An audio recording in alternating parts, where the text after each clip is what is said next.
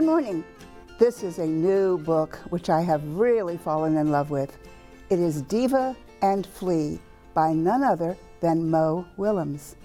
Now, it's a chapter book. It's an easy reading book. It is a story about a cat and a dog.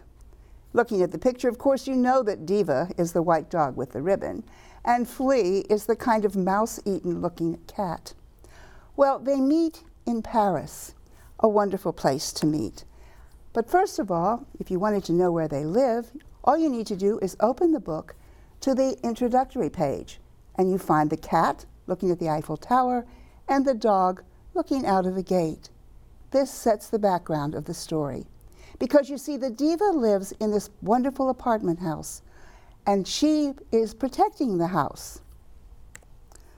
Of course, what happens is that she gets scared by things. Meanwhile, the cat, he's a flaneur who travels around Paris getting his food. As you can see, he doesn't have as much luck as he would like to have as he runs out. Well, he meets Diva and he tries to make friends with Diva. But at first, she won't have anything to do with him. As a matter of fact, she runs away from him. And I forgot to tell you that she is afraid of feet. She's trying to make friends with him, or he is trying to make friends with her, but it just doesn't work. He then brings her his favorite gift. As you can see, it's a mouse. Diva is most surprised to get a mouse, and as she yells out, "Who left this mouse by my doorstep?" However, they do become friends.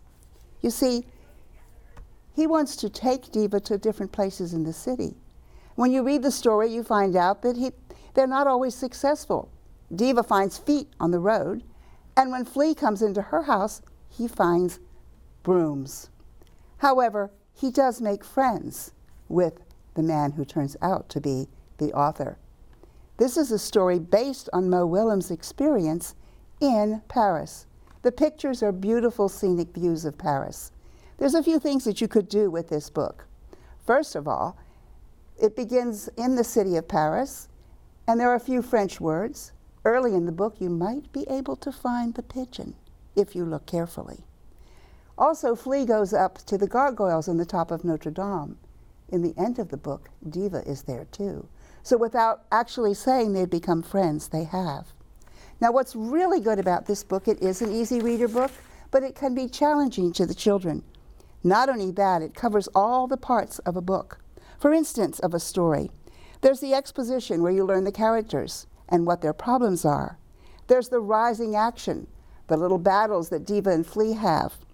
There's the climax when they finally become friends. I imagine that's the mouse scene.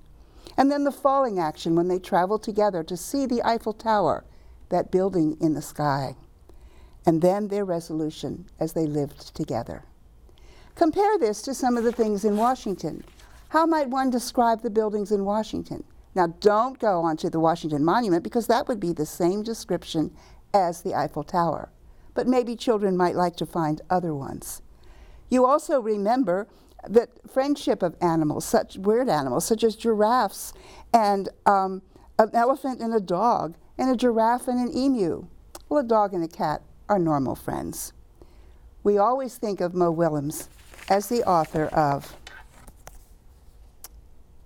the Elephant and Piggy books. I understand that next year is his last Elephant and Piggy book. It's going to be a thank you. Another thing that you teachers might like to do, there is a wonderful 15-minute YouTube of the author and the illustrator discussing how they came up with the story. Also, the book has back matter, which you could encourage children to use because it tells you that this is really a true story. I hope you like Diva and Flea as much as I did. That's the end of the story for today. Thank you.